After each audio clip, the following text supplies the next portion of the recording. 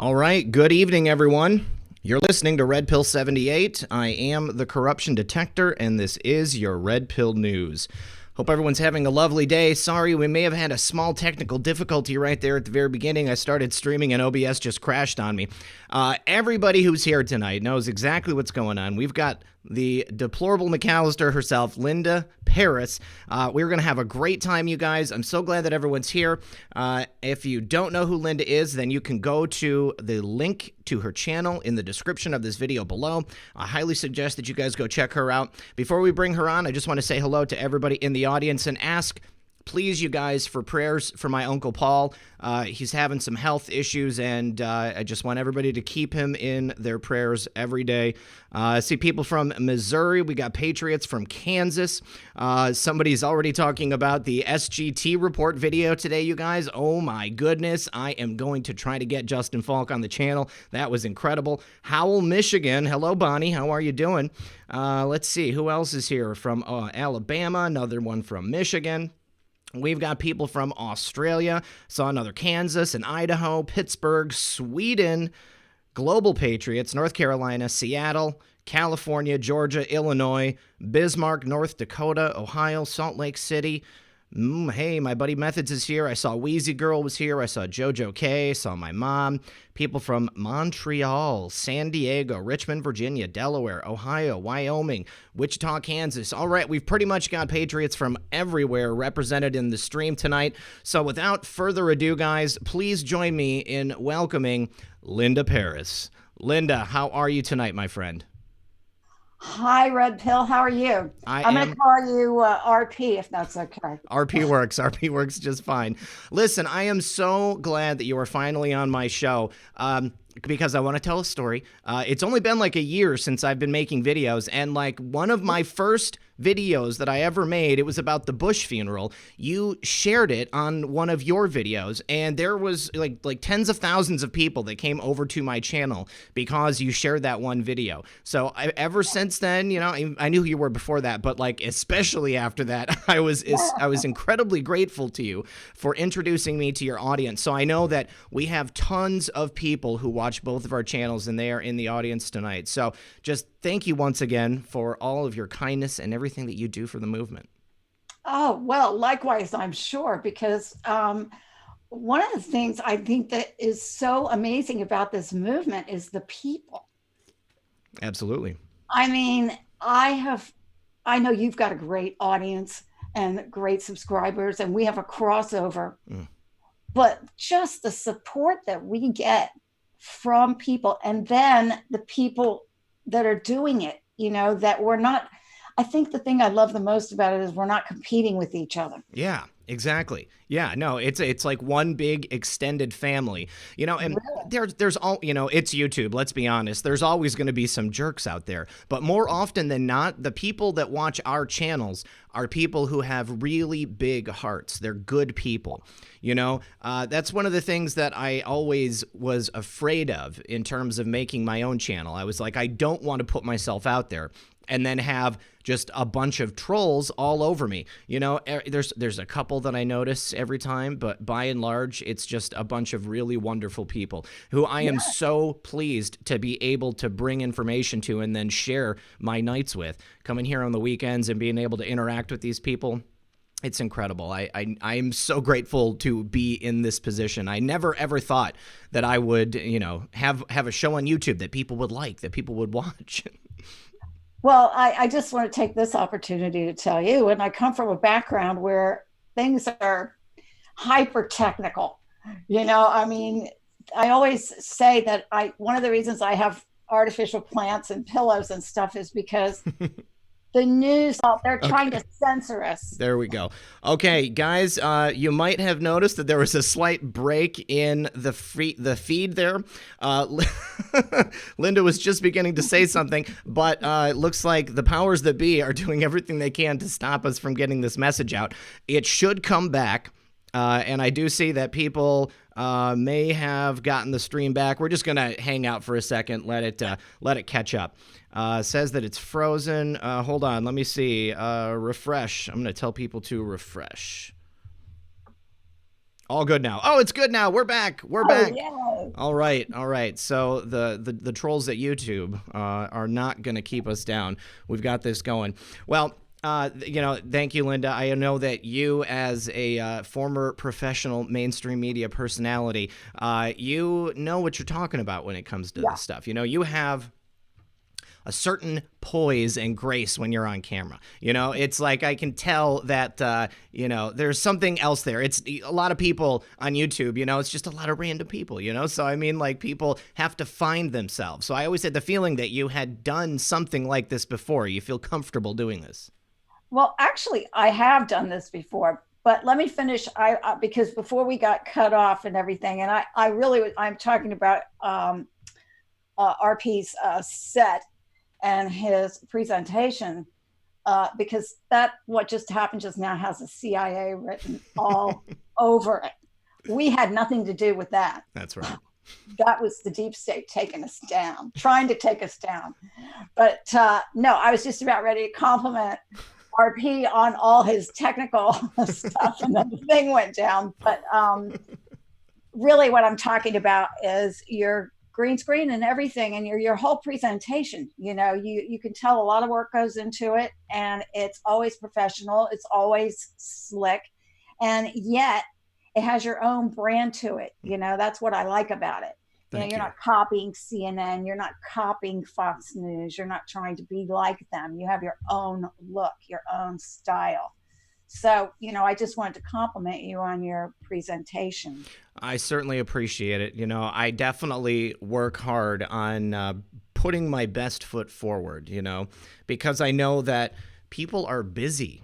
I mean, like, I only have so much time to watch so many YouTube channels, and now that I'm making videos, it's a lot less than it was before, so I always want to give people a reason to come back, if it's, information, presentation, myself as a presenter, it's all very important to me. This is, this is my life now, I mean, I love doing this. I just absolutely love it.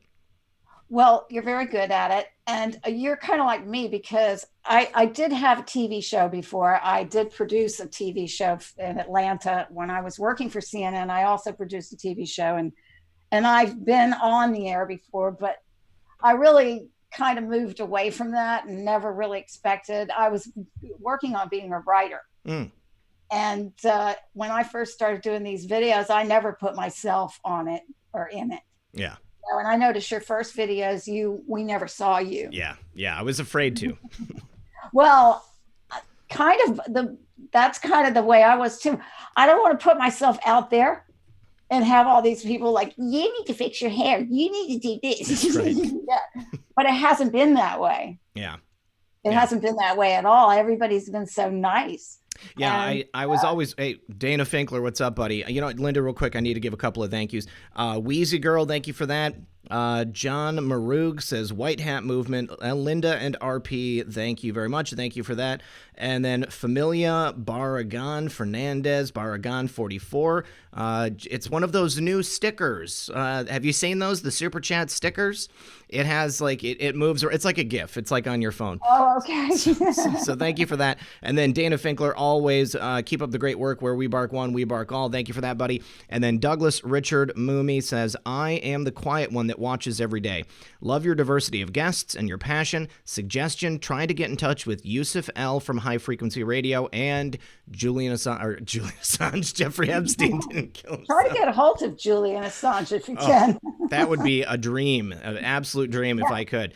I mean, like, if, God forbid, if he ever is released from prison and gets because he's supposed to be extradited here. I would imagine that if that happens, then he's going to have to go free at some point, because he's the key to unlocking the idea of Russia collusion. I mean, the fantasy of Russia collusion. So President Trump has to know that, Yeah, it almost seems though it'd be better just to keep him where he is until everybody gets, until the whole thing goes down, because his life would certainly be in danger. It'd be very hard to protect him, I think. I totally hear what you're saying. I'm worried about his safety in the British prison system. I mean, from what I understand, he's deteriorated rapidly. And I mean, I wouldn't put it past a British prison guard to be able to get bribed by somebody like Hillary Clinton or something like that, you know, and have him end up hanging himself from his 3.5-foot bunk bed. Well, here's kind of how I feel about that. Yeah. We've been told we're watching a show. Mm-hmm. So I kind of have to place my trust in the white hats that they wouldn't leave him in a situation. I feel you. Now, maybe I'm wrong, and I hope I'm not wrong, but I have a lot of faith. And I guess that's where I'm coming from, you know, like, because we've been told we're watching a show, we're watching a movie, that it's all a movie, it's all a show. And I actually found a meme on the Mega Meme folder that had Barbara Bush, George Bush Sr., everybody in it was dead. And it said, "You're watching a show." And they were all in Gitmo. Oh, that's cool. And I got off the Mega Meme folder. Yeah. So I don't know whether that's a clue that those people just got kind of to avoid controversy, and, you know, they've got Antifa and all these people who are poised to go out and cause trouble if there's any arrests. Right. You know, maybe they just devised this thing, to make it desirable for them to actually die.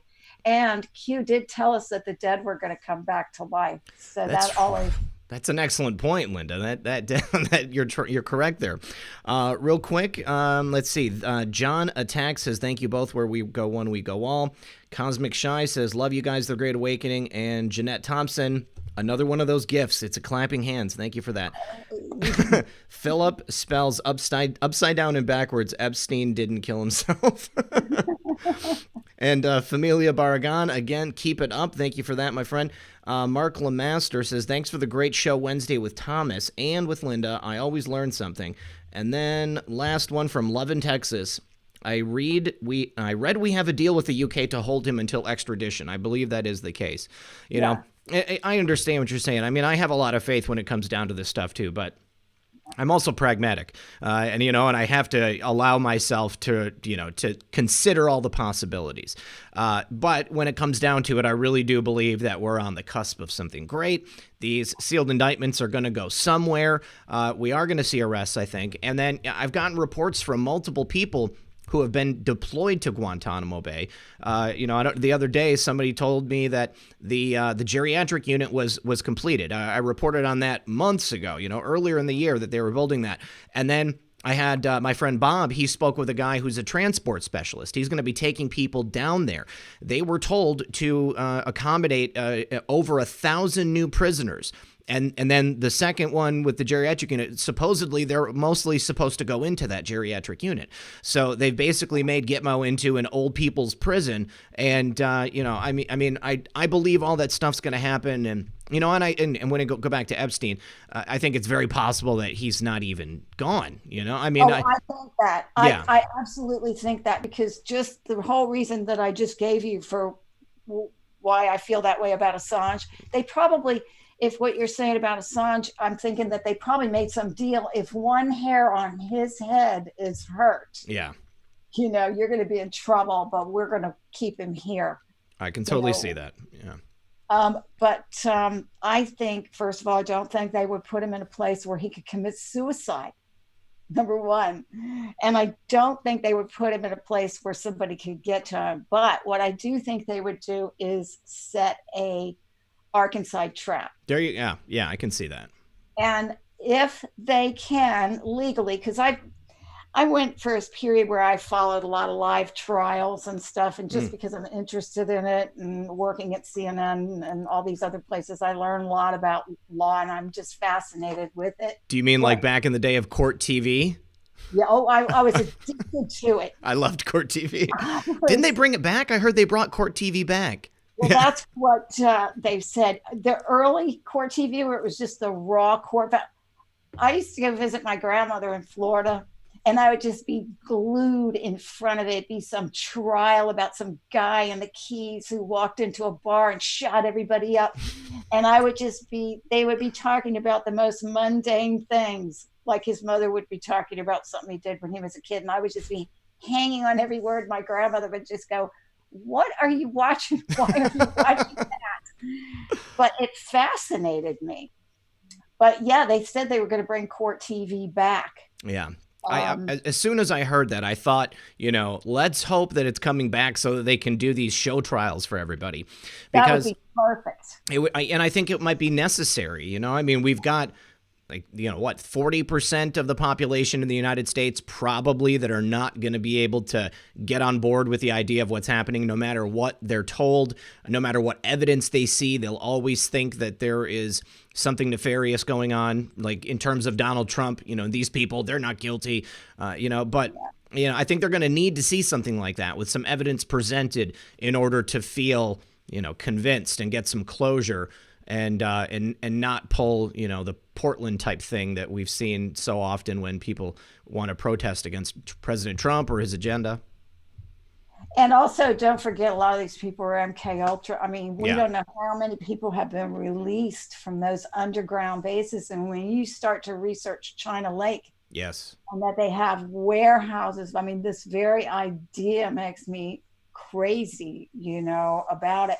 But the one thing I was going to say about the Arkansas trap was that what if, in fact, it was an Arkansas trap? And when I said this, because I've been saying this all along, they're not going to put him in there where he can commit suicide, and they're not going to put him in there where somebody can get to him. That would be rather sloppy on their part. Yeah, exactly. They're not sloppy.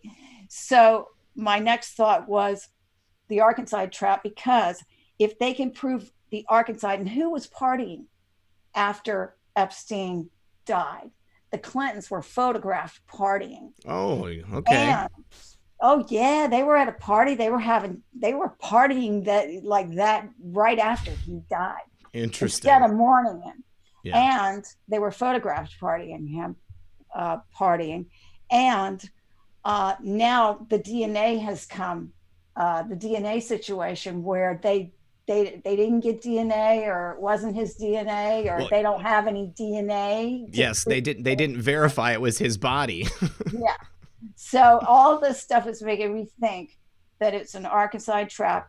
And if it's an Arkansas trap and they can prove that these people went through with it thinking that they were killing Epstein, well, not only is Epstein going to be alive and they're going to be screwed because of that, but they'll be triple screwed, quadruple screwed, because what's going to happen is that'll open the door to all the other Arkansans, because it shows a pattern of behavior. They can then start introducing, who's the guy in the park that shot himself twice? Oh, Vince Foster. Yeah.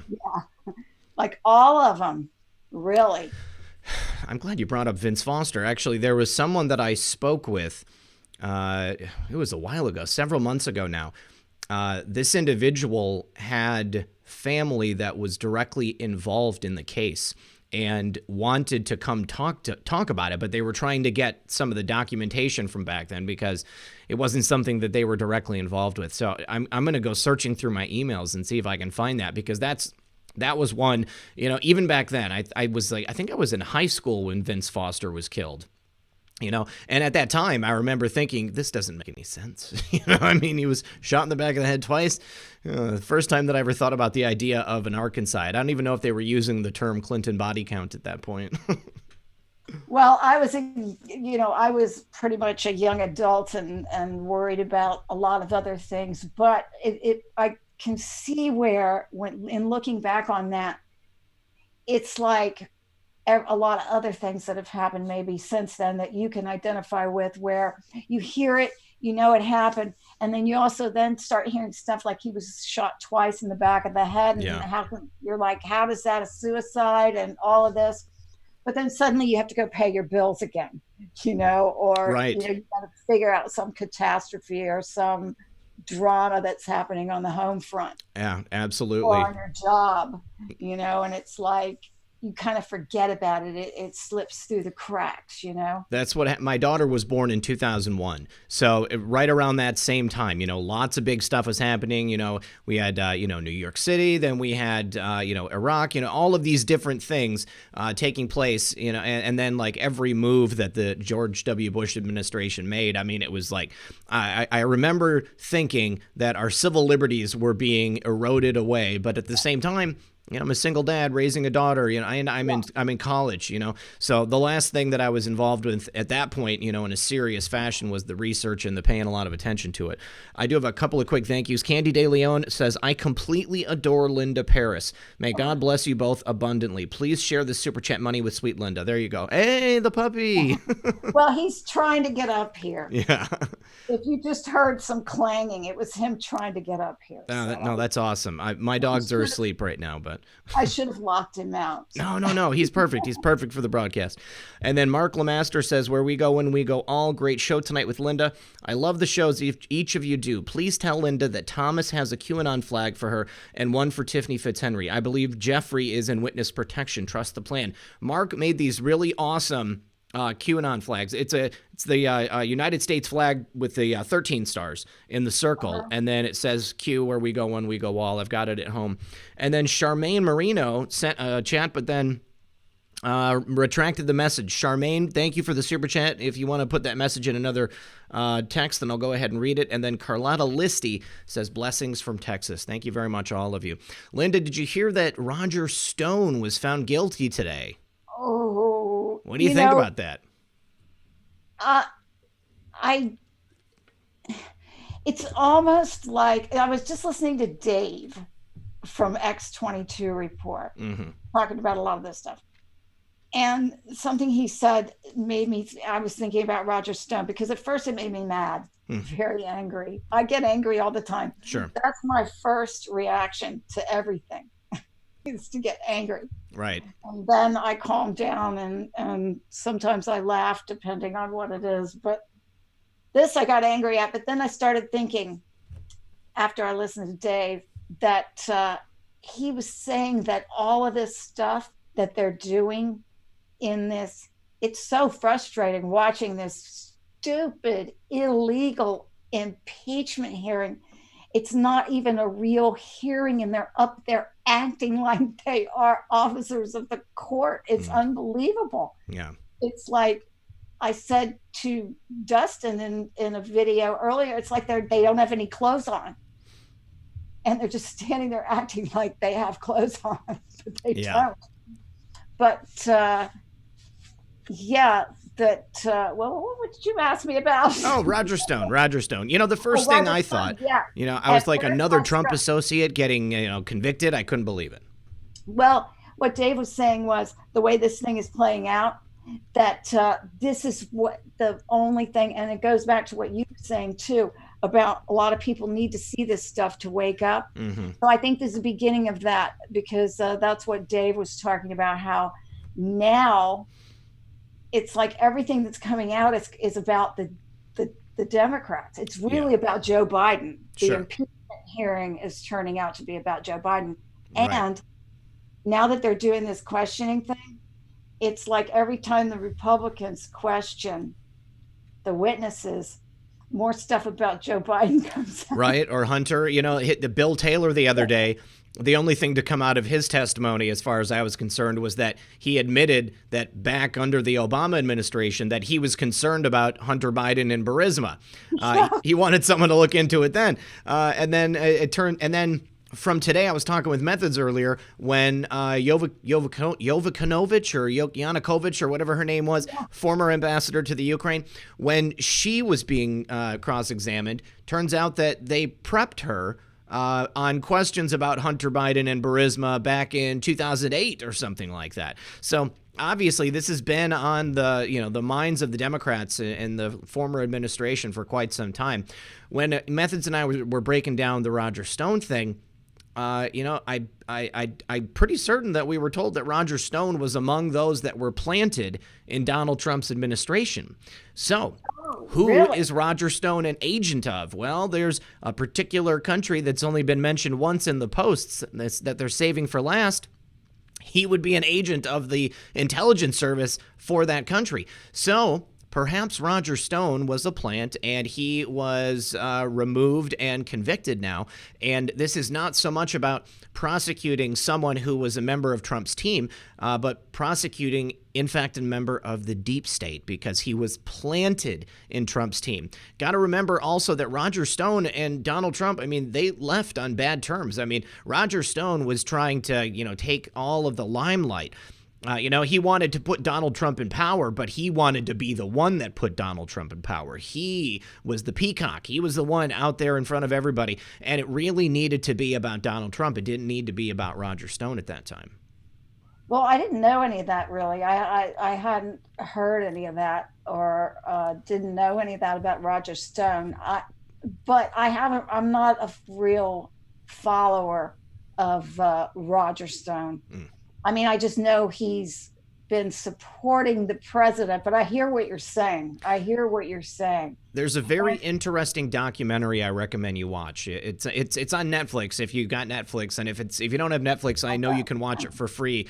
It's a couple other places, but it's called Get Me Roger Stone, and it is a really interesting look into the mind of Roger Stone and the kinds of things he does as a political operative and the kind of person that he is. So definitely check it out. Well, is he like a provocateur or something? Yes, definitely. I mean, since the Nixon administration, he's been kind of, he's an agent provocateur, just going out there and making moves that are specifically designed to elicit an emotional reaction from people. And, he's got an interesting personal life, shall we say. You can go ahead and learn about that in the documentary. But he's an interesting person to learn about, because he presents himself one way, but he's not quite all that he says that he is. He's a little bit more. It's fun. And he's got that look, that drudge look, with the old style hat and the like the 1940s reporter guy. The fedora.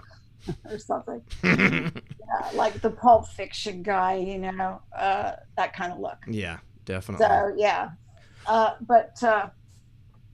I was wondering if you wanted to talk about some funny things that happened. Yeah. Well, you're talking about in your history as a former producer, and. Well, I wasn't a producer at CNN. I became an independent producer after I left CNN. Okay. So I was an art director at CNN, which is kind of it's a lot of business. There's a lot of paperwork and stuff like that attached to it. Okay. It's not anything, I didn't like it, so I actually sought to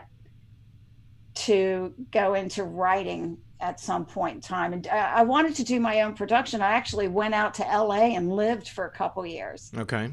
And it was kind of bad. A lot of nepotism. Oh yeah, I would imagine. Yeah, what I noticed was everybody that worked had good job. First of all, they weren't going to leave. Okay. Sure. Unless they died or got sick or something. They weren't going anywhere. But they were related to somebody, a producer or a celebrity.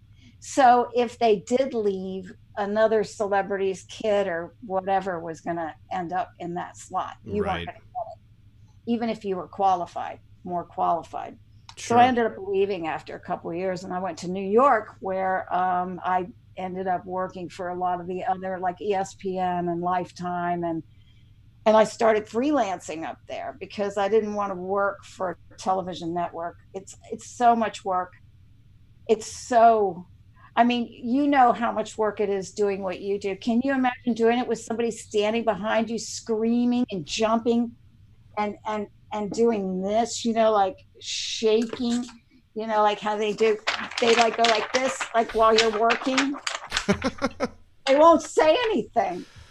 They dance a little bit and they do this until you finally go, yeah.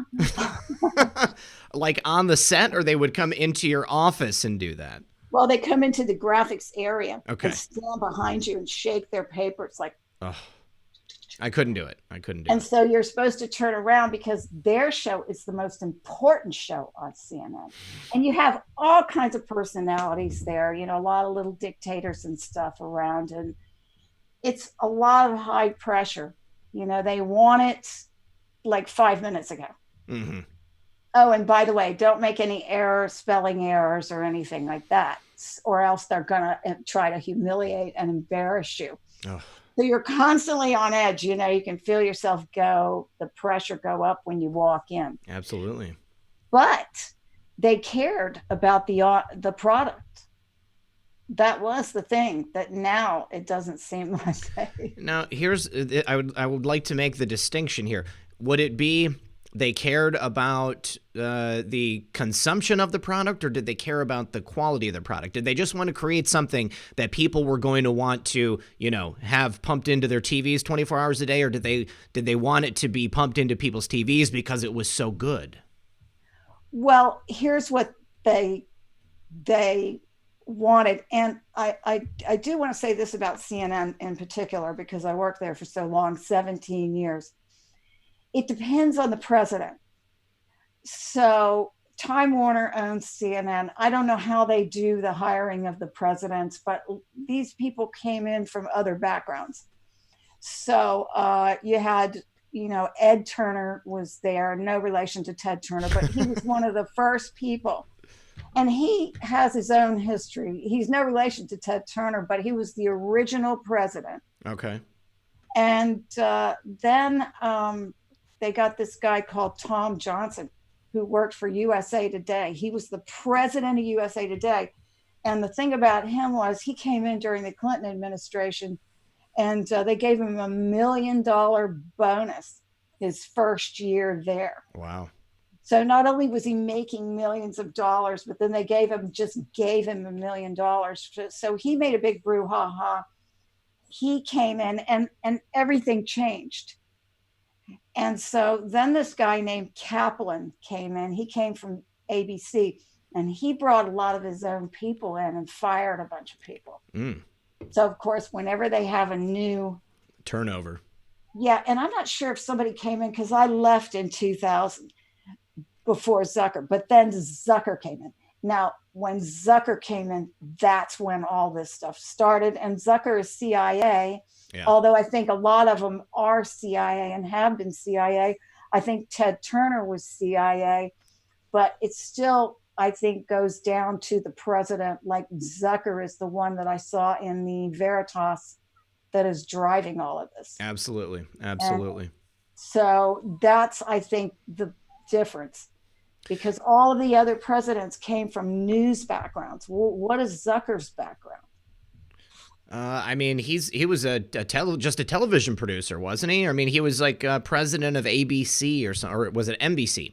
NBC, because he was at NBC when President Trump had The Apprentice. I mean, I believe that Jeff Zucker was the producer of The Apprentice. I think he was the executive producer of The Apprentice. Yeah. That's you're exactly right. And so, yeah, he did come from a television background, but not a news background. No. But you can tell he's part of the New World Order. And at this point in time, that's their agenda. So everything switched with him, and it just became a pure propaganda machine. Not that it wasn't left-leaning before. Well, when you worked there, were you aware of that incident that took place during Desert Storm 1 or the first Gulf War, when those two on-air personalities were supposed to be in Kuwait, and they were standing in front of a green screen with a couple of fake plants in a building, and they were like air raid, and they put helmets on and acted like they were going to have missiles coming at them.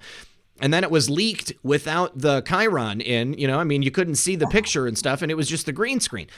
And I remember being very young, and I saw that, and I was like, you've got to be kidding me. You know, I mean, it was at that point that I knew that you couldn't trust, mainstream media, because if they were going to put something out there as important as that, you know, because I mean, I'm sure you remember, you know, how amped up people were over, you know, Desert Storm and then the you know, Gulf War II, you know, both of them, people were like, you know, let's do it. You know, many people who were anti-war previously, you know, I mean, like, it seemed like such a trifling thing.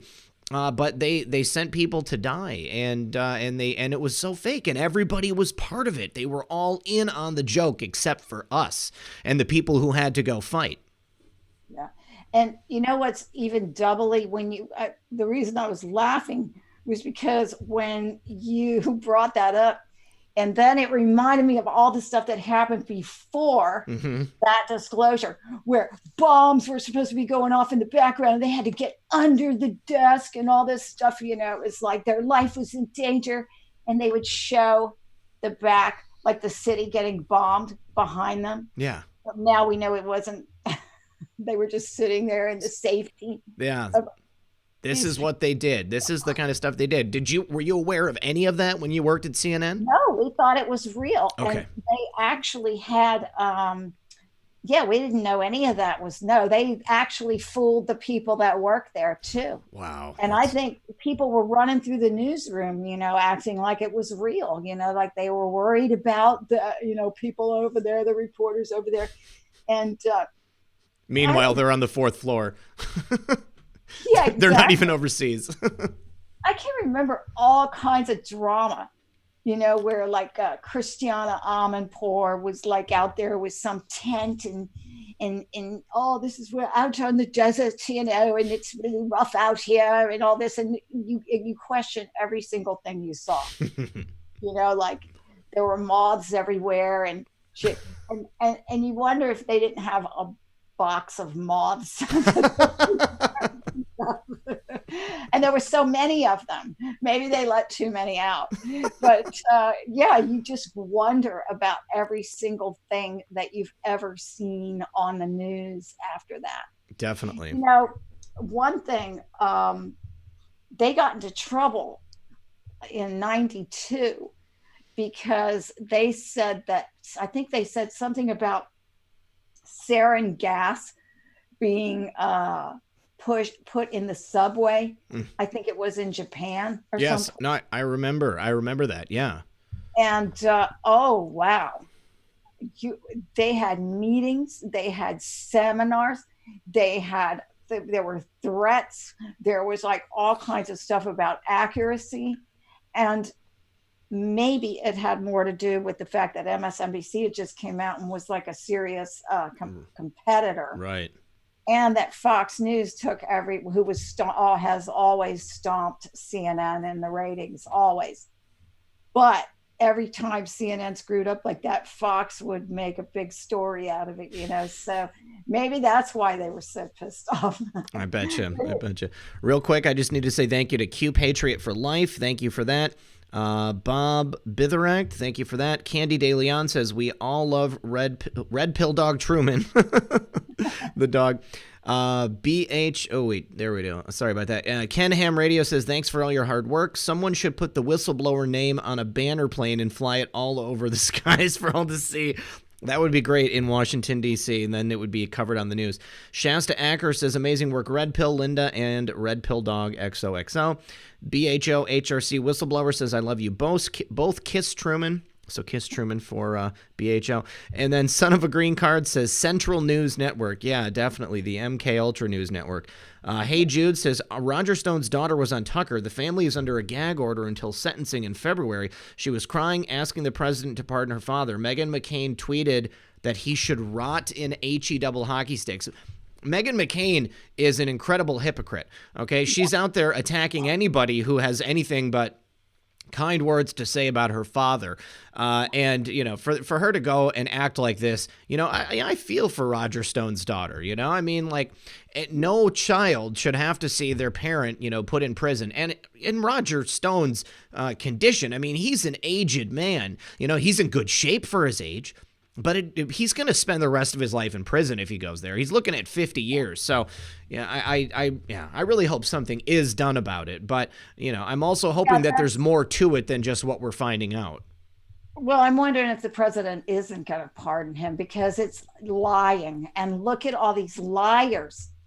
Like Adam Schiff, I think one of the most, this guy Schiff, he is just a real piece of work. I can't stop. Somebody made a freeze of him in their graphic, in their thumbnail. Yeah. And I was looking at it going, is that real? Or did they put fake big eyes? No, it's real. He must be panicking so bad. I think so. My friend sent me an image of him and Barney Fife next to each other with the bug eyes. Well, Barney Fife is way better looking than Adam Schiff. I have to agree. Schiff, he just looks so otherworldly to me. Like if you told me he was from another planet, I would believe you. I would look at it and say, that explains a lot. I tend to agree. Very strange looking guy. They're all very strange looking. I think there's a lot more going on there than we know about, I mean, like, are these people even human? I mean, what constitutes you as human, when you've been living off the suffering of your fellow man for so long? I mean, I think that might change you on a fundamental level. Yeah. And that video that Sean, from SGT Report, that really opens up your mind in another direction, because you could think clones. There's so much to think about. Yeah, I love stuff like that, Sometimes, especially on YouTube, people get passionate about their beliefs, just like in the real world. And if you, step outside of that comfort zone, sometimes people are like, no, this is the way that it is. Yeah. I'm not arrogant enough to say that I know exactly how things are. There are certain things that I have, pretty good idea of how it works. But something like that, heck, I can see it happening. I mean, there is more in heaven and earth than we know, that we don't know about. I mean, there is so much stuff going on out there. And I want to talk to that guy so bad. Justin, if you're out there watching the show, please contact me on email.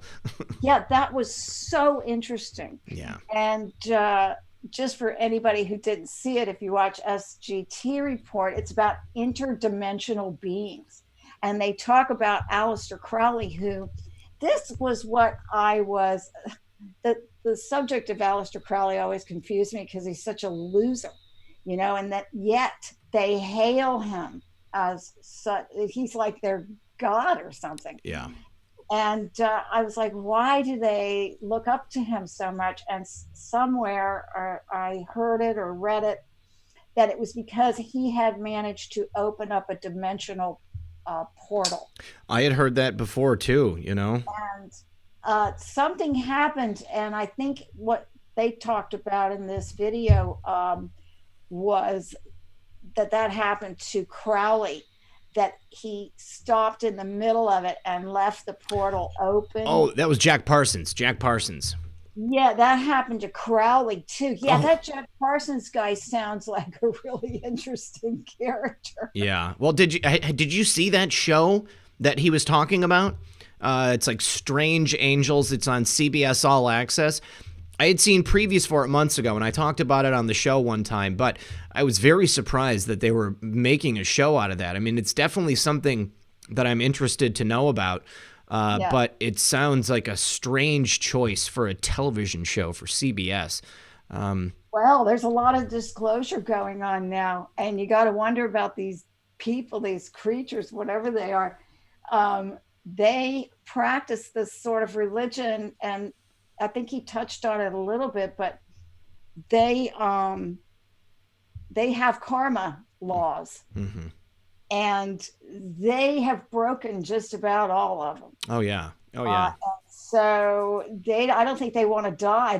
They are trying to figure out how to cheat death. I think that's what a lot of this AI and a lot of their cloning experiments and fiddling around with all that stuff. It's just a little disturbing not knowing how far along they've come with this technology, and then hearing about how advanced it is from these people who have escaped these underground places. The things that they discuss in that video that Sean and Justin were talking about, I mean, it sounds like the technology that they had back then was almost on par with the things that we know about now, so I always tell people, whatever they tell us they have, think 30 years in the future, think 50 years in the future, and that's probably what they're actually using. So, and it gives a new spin. I'm sure you've seen, the moon landing videos where people dissect them and pick them apart and say they're fake. And there's a lot of people out there who say, because this video is fake, well, that means that the Earth is flat. We never went to the moon. Yeah. Maybe it's because there are interdimensional creatures that were up there with the astronauts, and they had to fake it so that we couldn't see it, Yeah. And for all intents and purposes, maybe those interdimensional creatures are the demons of, of the biblical texts, I mean, we don't know, it's like, I haven't seen it with my own eyes, not that I want to, but I mean, like, this is all stuff that I figure I'll find out about when I eventually die, but it's a long ways down the road. I think we're going to find out before you die. I do. I don't know, man. I hope so. But, it's just, I guess it's knowing, I guess it's meeting demons in the flesh. That's what I don't want to happen. Don't you think we've got them up there now telling us what to do? It's like Adam Schiff, Yeah. Well, I have yet to meet Adam Schiff, so we'll see what happens. But real quick, Eric Krebs says, Ukraine ambassador denying visas and lied about telling Ukraine prosecutor to avoid list. She didn't hand him a list. She told him. Disappointed in Rep a bit today. Oh, Republicans, disappointed in Republicans a bit today. Well, I don't know if you saw any of the impeachment hearings today, but I thought that they did a good job of making the witnesses for the Democrats clearly look coached because they knew the answers to all the Democrat questions. When it came down to the Republicans, they couldn't recall, or, she didn't have anything to say really. And they were trying to hold her up as some kind of a career, diplomatic hero. I cringed when they invoked Benghazi. She said, we are all tied, and like it was a little weird. But I thought that it was pretty transparent. I think that the Democrats' case is falling apart, and I don't imagine that it's going to be able to continue. I mean, I don't think there's any way that President Trump is going to get impeached. Well, it was interesting what Dave was saying and talking about his tax returns, which have probably already been gone over by the IRS with a fine-tooth comb. There's absolutely nothing wrong with them. They're completely clean. And that every time they ask the ambassador or anybody else about what President Trump did that was illegal, they can't answer. Mm-hmm.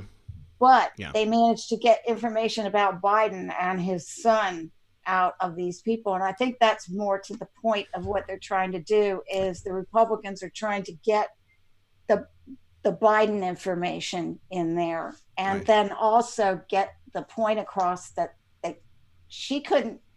She said, no, she didn't know anything he had done that was wrong, No, and no one does. It's all second and third hand information. And even then, it's all second and third hand interpretations of what people thought the president might have meant. If they are able to successfully, remove the president based on what they've put forward, then any candidate, any president who comes after them, the precedent is going to be set for a very, very quick and easy removal. And I don't think that that's going to happen. Real quick, Simtrov Aussie Q said, love you guys. Linda, Project Camelot has heaps of info on everything. And then says William Tompkins. I would love to have William Tompkins on the show. And then Crystal Lynn says, you look very handsome tonight, Red Pill. Thank you very much, Crystal Lynn. I appreciate that. Linda, did you have a couple of stories, additional stories from CNN that we were going to go over? We keep getting sidetracked. I was going to tell some funny stories. Yeah, go for it. Let's do it. Take us into the call-in with the funny. Let's see. Maybe I'll start with my own gaffe. That's what I'll do. I'll start with my own gaffe. I was at one point in time, I was there by myself on the weekends. I was the graphics department. And the workload was incredible. These producers would come up to me with all these graphics, and I was the only one. So I did my best. And I was looking at this rundown one day, and there was like 10 graphics, and I had like a half an hour to do 10 graphics. And I'm like, ugh. So I'm going down, and I barely got a chance to read them. And I go down, I go, oh, milk day. Okay, so I go and I get a glass of milk, and I put it on a graphic, and I made all these kind of fun shapes and everything. It was Martin Luther King.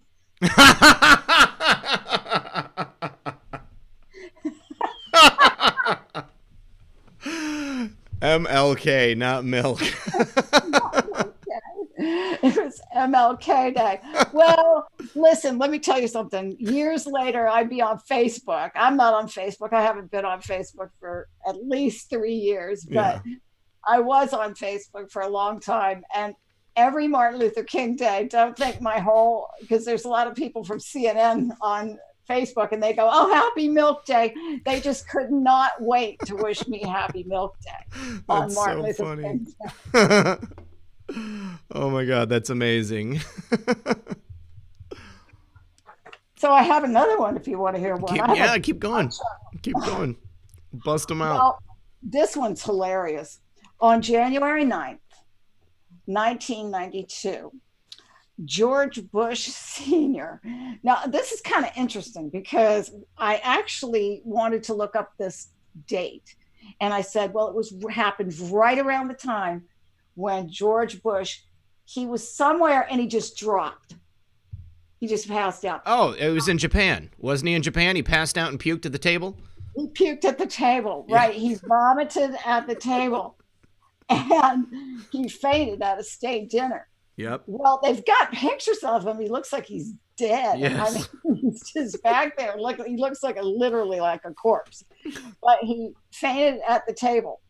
So, this happened. And about a week or two later, this guy, where I'm at work at CNN, the newsroom's pretty quiet. Everybody's doing their thing. We're all working on our shows and stuff. And this guy from the health and lifestyle department comes down the stairs. He's running. He's shaking his papers. He's going, the president's dead. The president's dead. And he's just going through the newsroom. And then people are like on the phone, they're like calling people. I don't know. We just heard the president was dead, and I did the same thing. I went to the phone. I called my dad. I was like, oh, I think the president's dead. And I said, he just threw up and, thing. What had happened was that the executives came down from there. They're like, everybody, calm down. So what had happened was somebody from the insane asylum called this guy in the health and living department and said the president's dead. And this guy immediately dropped the phone and went running through the newsroom screaming it. He didn't even vet it. Like, oh, okay. That's hilarious. Let's see. There's another one from graphics where they have a school in South America. It's called Guerrilla School, for guerrilla warfare and everything. Yeah, yeah. And it's another person overworked like I was on Milk Day. So the story is about, it's about guerrilla class. It's about them teaching these soldiers, how to be guerrillas. Yes. And the news anchor is talking and the graphic comes up and it's a classroom with a gorilla and a graduation gown, pointer and a chalkboard. Instead of a Sandinista. The girl that did it, she liked to go off and smoke some weed every now and then. So that's what she thought it meant, I guess. Oh my gosh. That's why you have to read, guys. Don't just listen to it on the phone. Brian says, great interview, guys. Keep spreading the truth. Thank you for that, Brian. All right, I hope you guys are almost ready for the call-in portion of the show. If you've got any questions for myself or for Linda Paris, you're going to be able to call in on Zoom. Couple of quick things for everybody, just so there are no surprises. You have to have Zoom downloaded on your phone or on your computer, or you can call in using the special toll-free number. Now, If you call in using the special toll-free number, your phone number will be displayed on the screen. So you might want to dial *67 if you don't want that to show up. But keep in mind that if you call in just using the phone number, I'm going to identify you with the last 4 digits of your phone number. So remember what that is. If you do have the app installed, then you can set your name. So you can use a nickname, you can use your full name, whatever it is. When you call in, please try to have your mic muted and try to hit mute on your stream so that when I answer the call with you on it, we don't get the feedback loop of Linda and myself, coming back through the phone ad infinitum forever. So my friend Crystal Lynn just mentioned Project Looking Glass. Did you caught that show with Thomas and I the other night, right? Oh, I actually did a follow-up on it on my video the next day because I sent you that mega meme. Yes. And I did a video a long time ago about Project Looking Glass. And because what Project Looking Glass is real. Yes. I mean, it's real. You can look it up. And the Philadelphia experiment, I don't know if you're familiar with that. Oh, yes. Yeah, definitely. I believe that's where they go, that's what they were using that. It's the Sumerian tablets. They got it. This is where I believe it came from, Antarctica. Okay. And so I don't know, but I may be wrong about that. But I'm under the assumption that it came from Antarctica. But anyway, they have these Sumerian tablets, and they back engineered them, and that was the whole point of Operation Looking Glass. But it was time travel, and I'm not sure whether they put some of Tesla's when they went out to Montauk Project and they were doing Philadelphia experiment and everything, that they were marrying some of Tesla's research with that. Maybe somebody in the chat knows. Yeah, if you guys know anything about it, then please call in and tell us about it, because I'm just fascinated with the idea of Project Looking Glass, and I know that Thomas was too. Well, I wanted to say this about the Philadelphia experiment. They put this boat into a bay, and they were going to make the boat disappear and go back in time, and then they were going to make it come back. Well, something screwed up. And what ended up happening is people got fused into the boat. Yeah. And it was, all these things happened, like people were wandering around the ship. They didn't know where they were. They didn't know who they were. They were like zombies. People were fused into the boat. So it kind of went haywire, that Philadelphia thing. Yeah, that was one of the things that I researched heavily when I was younger. They made a movie about it when I was a kid. And then, of course, there's Al Bielek. I don't believe he's alive anymore, but he was supposed to be a survivor of the Philadelphia experiment. Him and his brother. Just fascinating stuff, And, one of the things that we were talking about on the stream the other night is because of the way that they have destroyed search engines and, this platform that we're on even, it is so difficult to do good research on many of these subjects because they have done everything that they can possible to bury them and to stop people from being able to find out any of the information on it.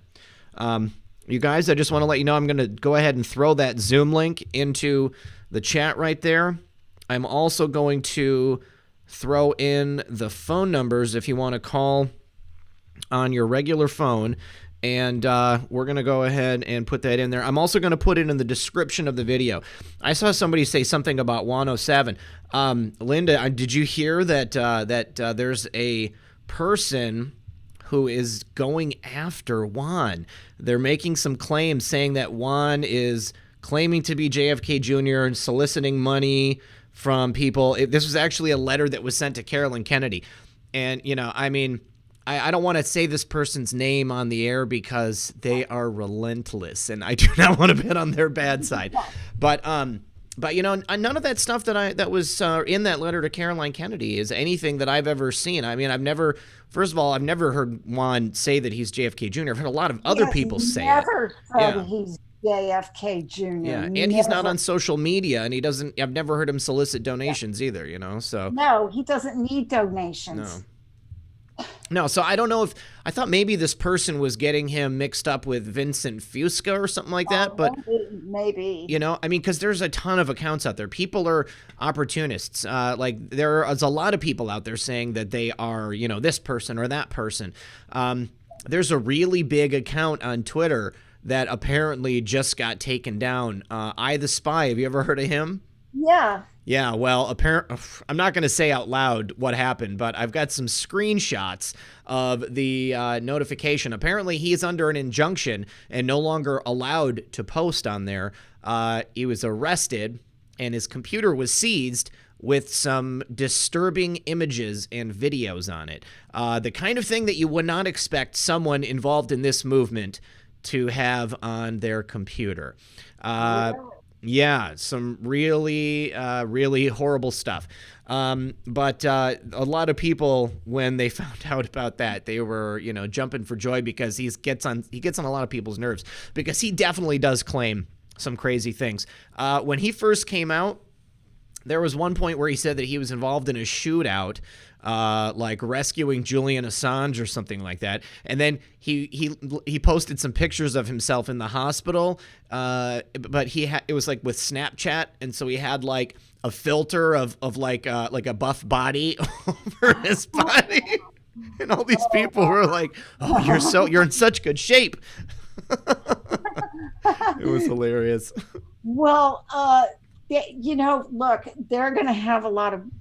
I don't do Twitter.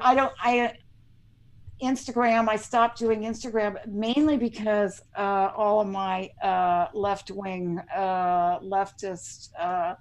Well, I work in television and I'm a designer and an artist, and so if I have a problem with gay people, then I have a big problem, because all my bosses are gay. Sure. And I had a lot of gay friends. So I was really shocked when people reacted the way they reacted to me supporting Donald Trump. Mm-hmm. And I just I walked away before the walk away, I just left.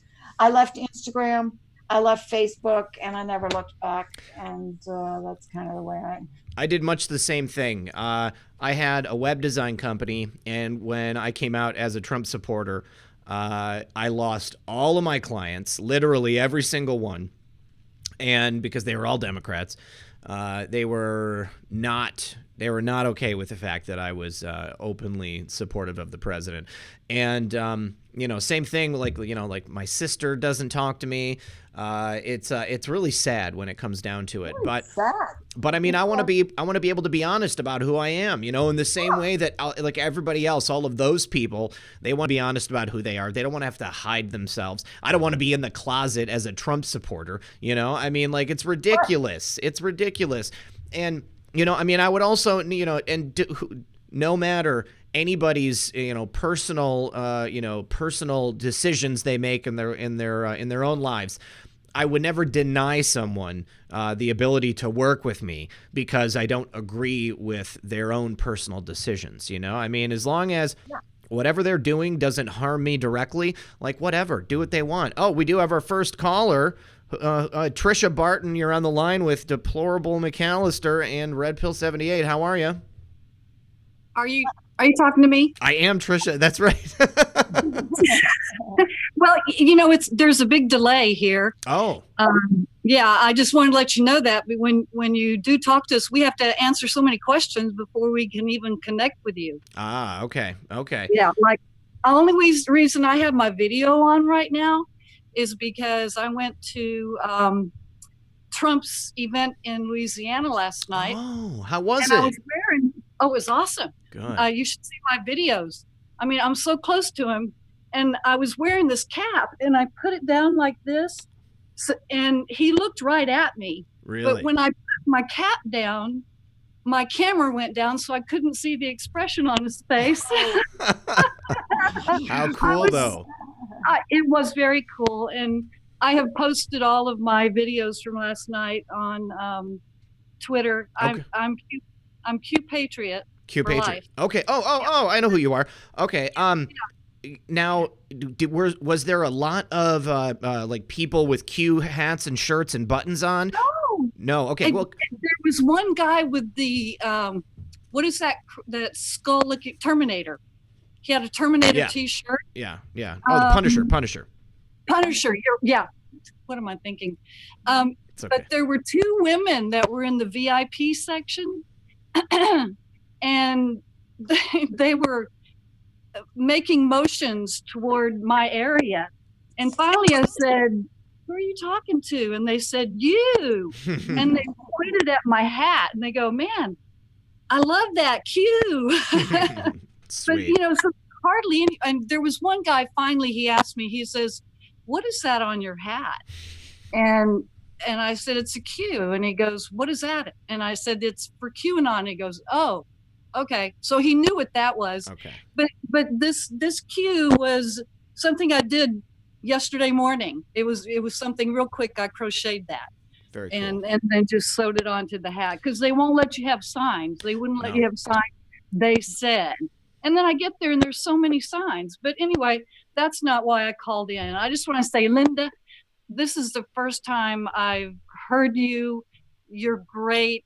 I don't know what your website is, and I know that Red Pill will post that later. So I need to turn off my video. I'm sick of looking at myself. Oh, stop. I love your hat, Trisha. I love it. Thank you. I was real proud of it, and it was very hot to wear, but once I put it on, I wasn't going to take it off. And oh, by the way, Brad Pascal. Yes. When that's whose signature is on there. When he saw that, he looked at me and rolled his eyes at me. And I thought, oh, that's you know, weird. Very weird. So I asked him I tweeted him. I said, why'd you do that?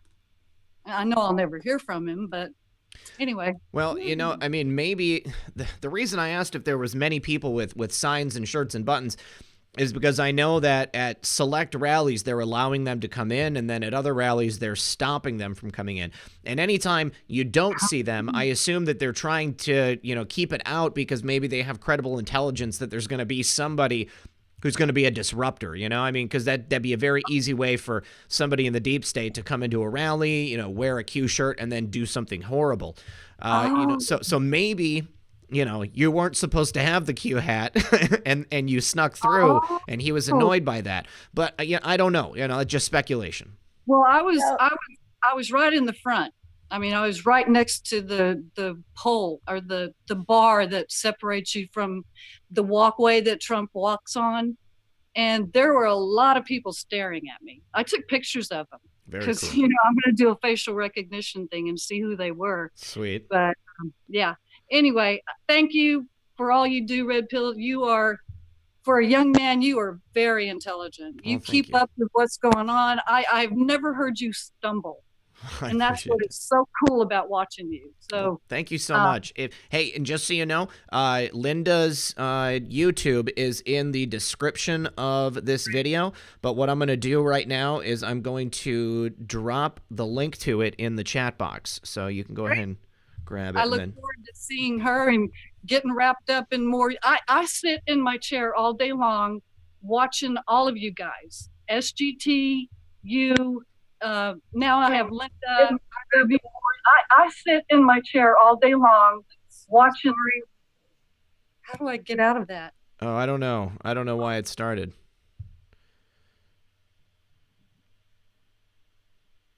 What's happening? I don't know.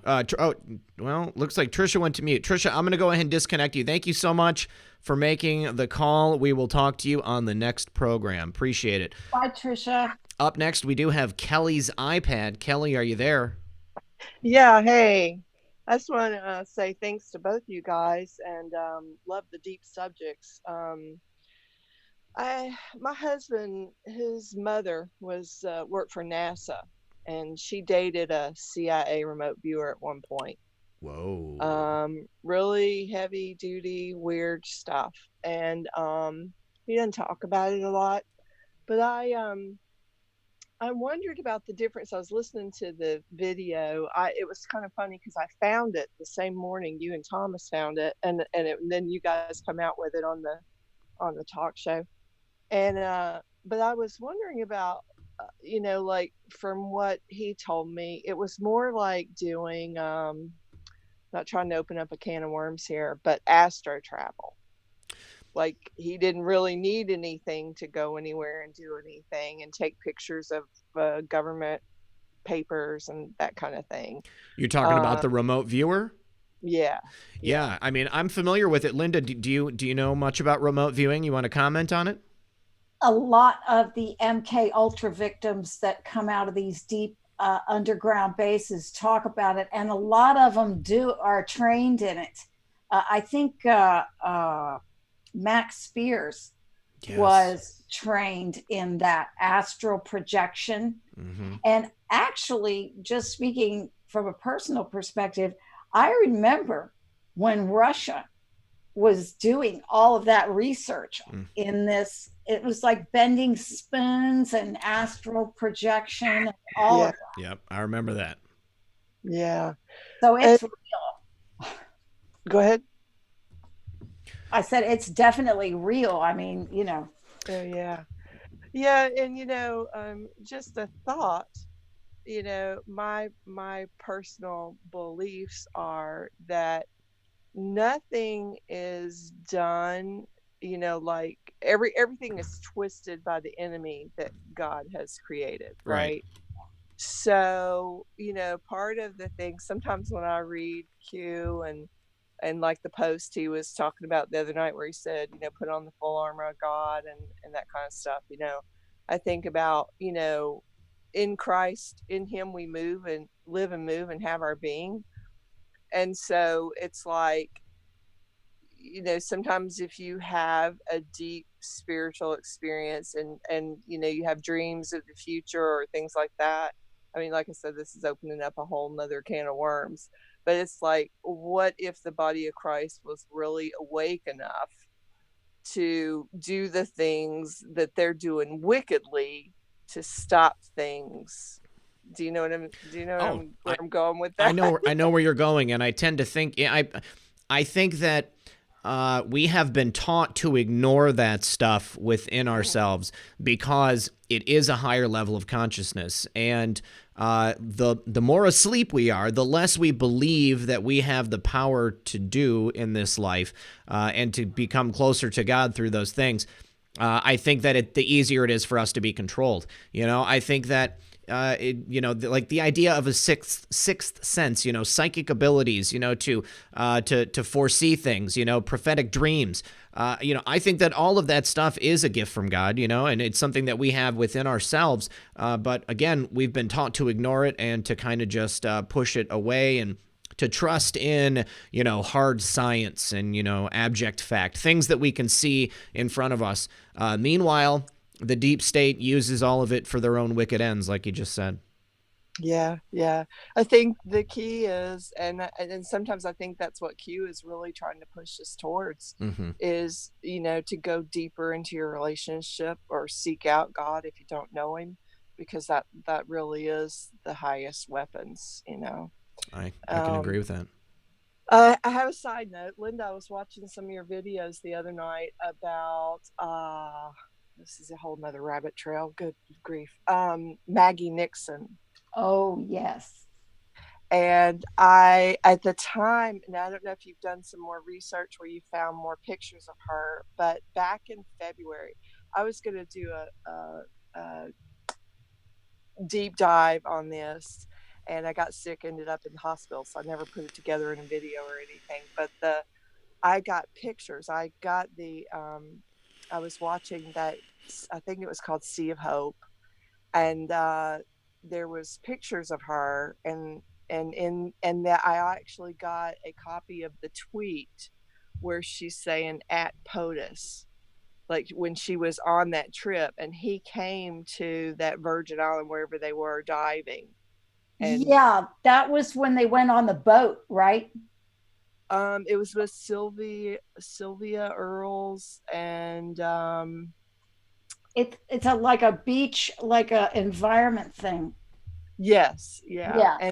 And there was another girl that they had brought on the trip, you know, and now knowing what I know, it kind of creeped me out. Like she was a young Black woman that, you know, was on the trip. She had come from the city and they were trying to give her the experience, and, you know, and there was a little side story, as a little soap opera. But, you know, it was interesting because I also had found the picture of her when she was like 10, and she was like at a Academy Award with her grandmother, who wrote the soap operas. I think it was The Young and all of my children, all of our children, all my children. I can't remember. I don't have it in front of me right now. That was it. Days of Our Lives and All My Children. But then there was another picture that I had found that was Wendy's mother with James Alefantis in New York. Oh, yeah, I saw that same photo. Yeah. She's the mother, and she calls her my girl Maggie. So I don't know what exactly that means, but she's tight with the Rothschilds and with Alefantis. Yeah. Linda Rothschild and James were all in that photo with her. Yeah.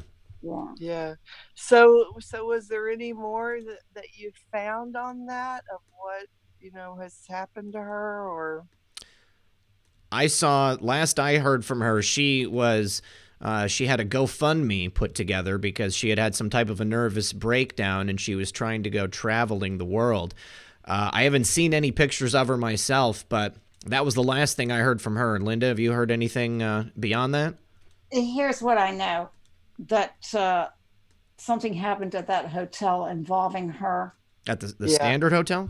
Yeah. And I believe she was sacrificed because she was leaving. And I happen to know that's what they do there. Right. It's like the Mothers of Darkness is castle, but they've made a cottage industry out of this. These people are clubbing. They're doing this out at nightclubs and stuff, just like they were at Comet Pizza. Yep. All that stuff. So that's what they're doing. That's what happened to Maggie. She was going to leave. She was going to go, and Obama had her taken care of. And that was the quid pro quo, to use a term, between Shifty and Oblozo, because what happened was Shifty got caught with Abramovic at the Standard Hotel, and that they were the law was going to involved, and they weren't going to go away, so they had to call Obama, and he took care of it. But whatever happened in that hotel, somebody busted in the room. I don't know whether somebody ran out of the room. I don't know what happened, but it was bad. And the authorities were called, and they were going to do something. They had to get Obama to take care of it. And then Obama, because this whole thing with Maggie happened, he got Shifty to take care of the general manager in the helicopter crash. He wanted all those loose ends and her friends who were in the plane crash, the WeHo plane crash, her little model girlfriends that probably knew about everything. Yeah. And, you guys, I've got to give a couple of quick thank yous to the audience. Gaia's public health nurse, thank you for that super chat. Supermax1234 says, you are both so smart and entertaining. Who needs the mainstream media when we get to see Linda and Red Pill together? Thank you very much. Diana Davenport, good to see you, Diana. Who else knows over that many people? Who else knows over that many people who died from multiple shot suicides and light aircraft crashes? That's right. And then Dr. B says, great guest, Red Pill. Thank you, Dr. B. Good to see you here. Gaia Love 17, thank you for that super chat. Mark Lemaster says, NASA, interesting how 3 fatal accidents in the last week in January or early February, 1 launch delayed, right around Satanic holiday requiring sacrifice. That's something that always tends to happen. And then Crystal Lynn says, thank you for all your hard work, going through all the fake news and fact-checking and all that goes into what you do. I appreciate all your hard work and time. Thank you so much, Crystal. I appreciate that. Well, Kelly, did you have anything else that you wanted to add? We've got a couple other callers to get to. Yeah, no, I was fixing to sign off. I was going to go ahead and leave, but I just want to say thanks to both of you guys. Well, thank you for calling. Bless you. Yep, Bye-bye. bless you as well. We'll talk to you soon. All right, coming up next is Moto G6 Play. Moto G6 Play, you're on the air with Linda Paris and Red Pill 78. How are you?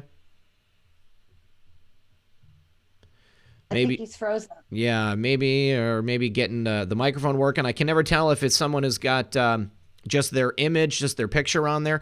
I think it's just because he's been awfully still. He has been awfully still. We're going to go to Diane Rain next. Diane, if you want to go ahead and unmute. Are you there, Diane? Yes, I am. Can you hear me? I can hear you. Good to talk to you, Diane. How are you? I'm fine, thank you. How are you? Excellent. How are both of you doing? I just wanted to say I love your work, both of you. You're fantastic. And thank you so much for everything you do. And, I wish I could contribute to you more often, but your presence here is more than enough, and I'm sure that you're liking the videos and sharing them, so that helps out immensely.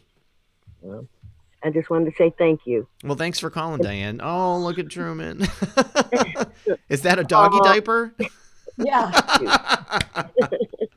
He has to have a diaper. He likes it. Yeah. He likes it. I'm sure it's like a security thing at a certain point, you know? Well, he can see, I put barriers on the doors so he can't go anywhere. Yeah. But with the diaper, he can go. He can go anywhere he wants to. So he likes it. That's cute. That's cute. All right, Dan. Well, thank you so much for calling. I do appreciate it. Thank you. Yeah, we'll talk to you soon. All right. Coming up next, I believe it was EJ. EJ, are you there? All right. If EJ's not there, we've got phone number ending 6790. Are you there? 6790. If not, I think so. Oh, hey, it is you. Yes. What should we call you? I'm Zoe. Zoe, thank you for calling. Thanks for having me. I'm calling from Canada. Oh, awesome. And yeah, I've donated to Red Pill, and I've recently virtually made the acquaintance of Linda, and I think you're both fabulous. Appreciate it. And I grew up kind of being exposed to a lot of these ideas, like from the Pleiadians to Ascension to all of that stuff, with some interesting parental figures in my life. And I guess the question that I wanted to ask, and it might be a little bit nebulous, but I don't know, it's also kind of practical, is just that since I've come upon the Q movement, I've felt like, I don't know, just like all of these things that I really struggled with, or like I felt like I was straddling two worlds always, like this world that I had to live in and this other world that I was always pondering. And now I just feel like I'm like having a hard time, like just broaching the subject with people and being a little bit less fearful about all of it. And because I'm getting to the point, you know, where it's like I can hardly think about or talk about anything else. You know, it kind of takes over. And I don't know if you just, either of you, have any kind of practical advice in that respect. I know you were talking about your sister and this kind of break in your relationship. And, you know, like I want to make waves, but I also don't want to make waves. So I don't know. I understand. Linda, do you want to start off? Well, you know, I have just sort of extricated myself from all of my former friends. I have too. It's sad. I mean, but these people, and this is the way I feel about it, and I haven't looked back. But these people, these are the people that I've known most of my life, and they tout themselves as being all open-minded and all-inclusive and all of these other things. But yet, when I said I was going to vote for Donald Trump, suddenly they just turned on me like a bunch of vipers, calling me all kinds of vile names. And they know, look, they know damn good and well I'm not a Nazi. Okay. So, you know, I'm just disgusted with them. I don't know if I could go back to being friends with these people. I don't. I pray for them. I pray that they find answers. I've dropped my little seeds. They know what I think. and maybe they'll follow up on it. Maybe they need to have more seeds dropped, that where other people, and that's something, Zoe, that I think all the time, because I understand why you're afraid to start the conversation, because I've gotten into a lot of trouble doing that, but I planted a seed. Yeah. And then somebody's going to come along behind me and they're going to say something, and then that's going to be another seed. Yeah. And of course, we've got all this crazy stuff going on around us now. I know. I'm eager for the point where it's like out in the open and we can just, and then be another seed. Yeah. And of course, we've got all this. Sorry, I just had to mute the next caller. How I look at it, Zoe, is, because like I said, I went through this period where I was very open about it and then kind of got my hand slapped, and I had to extricate myself from all of those former relationships that I had, because I wanted to be able to be myself and talk about this stuff, and I didn't want to have to worry about people telling me that there was something wrong with me for doing that. So, maybe it's just an issue of, surrounding yourself with people that you can feel that you can be open and honest with, because, if somebody is not going to want you in their life because, you have, certain things that you're interested in, truth, justice, exposing corruption, these are all virtuous things, okay? If someone has an issue with that, then I would say they are probably not worth having in your life. The other way to look at it is that you cannot control anybody's thoughts or feelings. So there's no point in allowing somebody else's reaction to something to get you into a place where you have some emotional, anxiety about it. Don't worry about it. I wish that my sister was willing to talk to me, but she won't, and that's her loss. She's going to have to go ahead and come to terms with that, later on in life. And I'm sure that, when her son grows up and wants to know his uncle, then she's going to have to explain, well, I didn't want you to, talk to your family because, your uncle was interested in prosecuting, evil people who commit crimes against children.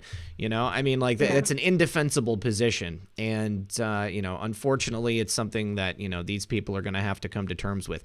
And, they might not be able to reconcile this for many years. Like I was saying in the beginning of the program, it may take some very, very compelling evidence, like shoved in people's faces for them to even reconcile that fact. Look back at 2015, all this, these Italian restaurants, we'll say in Washington, D.C., the things that were happening with kids back then. People reacted violently to that stuff, to the insinuation that these things were taking place. But, the truth about human trafficking has come out, gradually, more and more since President Trump took office. He's brought attention to this more than anybody else. And even now, it's still difficult for people to talk about. I have a show coming out on Monday about human trafficking, and, it's one of those things I'm just waiting for people to react to. Well, and it is. It's like because I've been reading and researching this stuff on my own for so long. And when I started to, grow some proverbial cojones and dive in a little more and see the horrors, I was I had a physiological response. I had the flu for a few days after. I can relate to that. It was like a fever dream where it's this nightmare that you have to exercise it from your consciousness. And then that was really where I was and maybe that is the fire that needs to get lit. And God, it just can't happen quick enough. And just, we're just antsy. Absolutely. We're okay, let's go. Yep. Anyways, so that's really all. And it's nice to know that there's this virtual community of like-minded people, and let's bolster it and let's break the matrix. Exactly. Let's do it. Well, thank you so much for calling, Zoe. I do appreciate it. And thank you for your support. You're welcome. Have a lovely evening. You do the same. Thank you. Okay. Bye. Bye-bye. All right. So I just wanted to add one thing to say to Zoe. and that is that, in the words of Greta Thunberg, to these people who think they're going to tell me how to think, how to vote, that they're going to shame me. These people who don't really think for themselves very much at all are going to now start telling me to stop thinking for myself. How dare you? Yeah.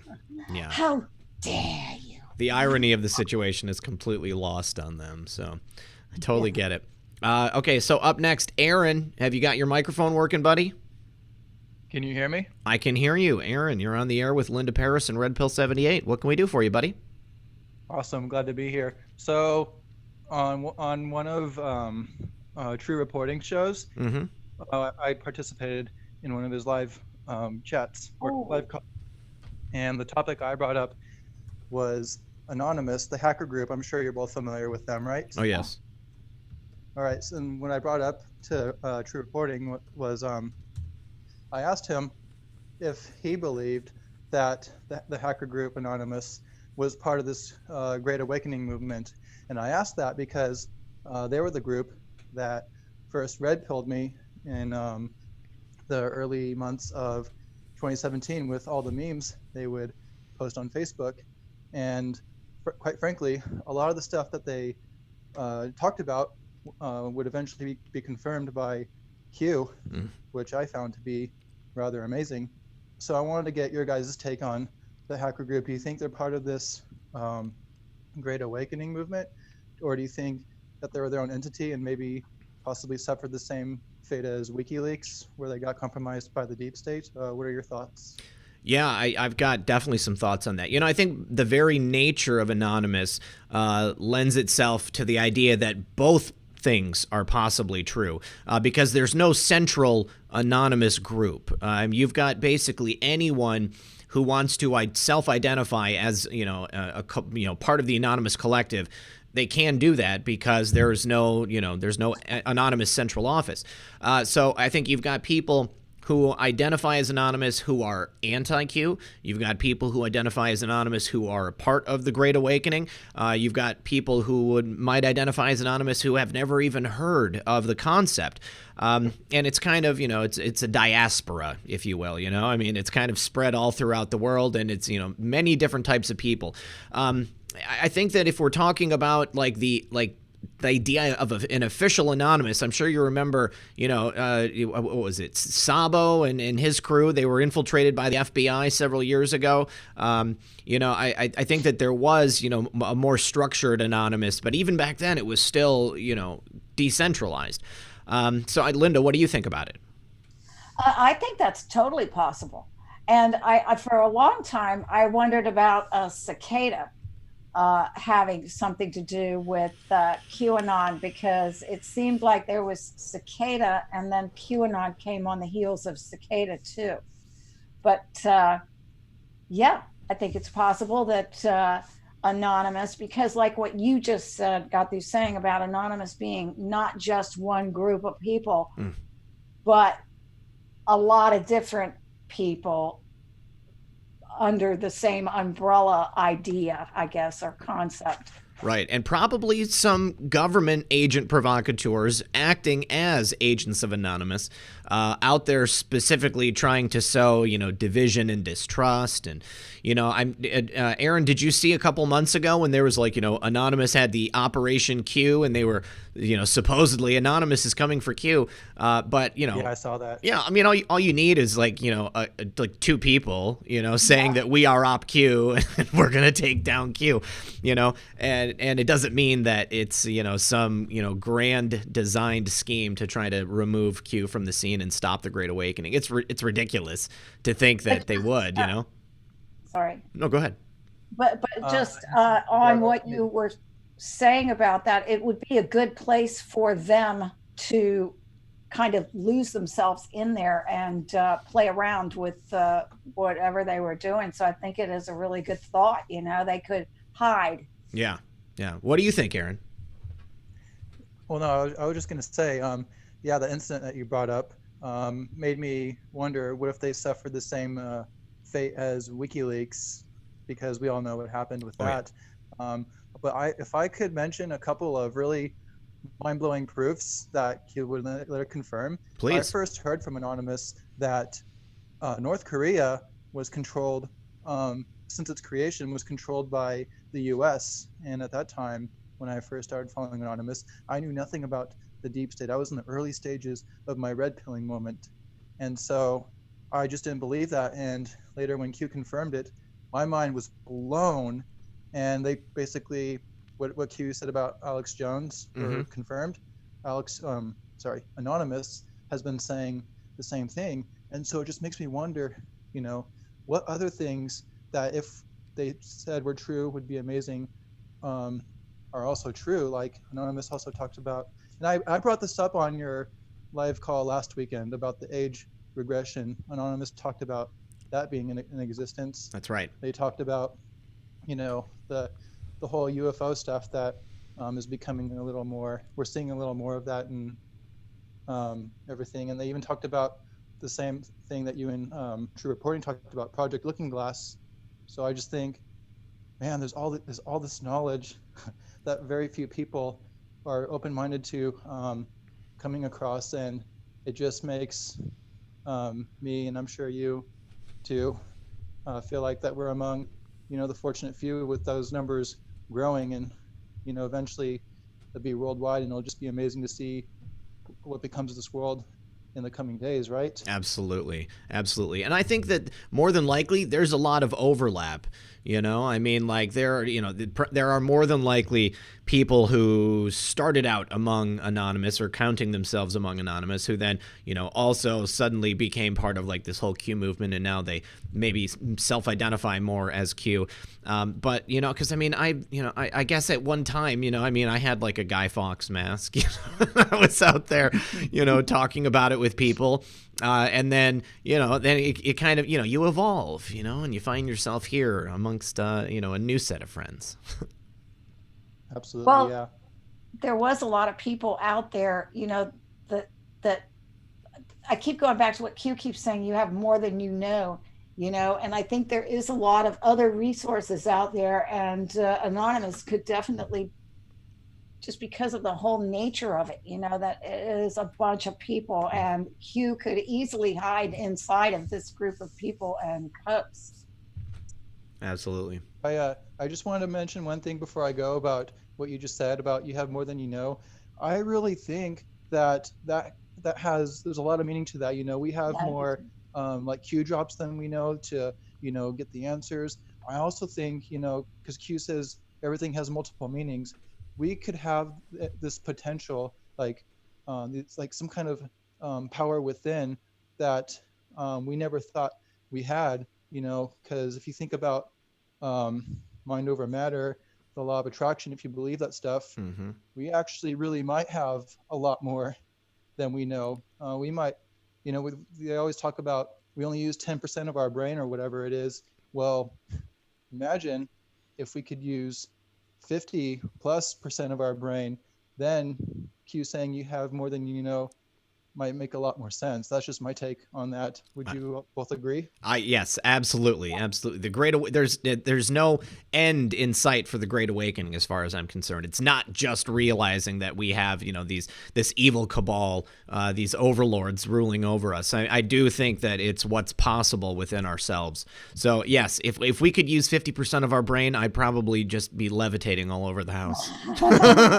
We'd be flying. Yes. Teleporting.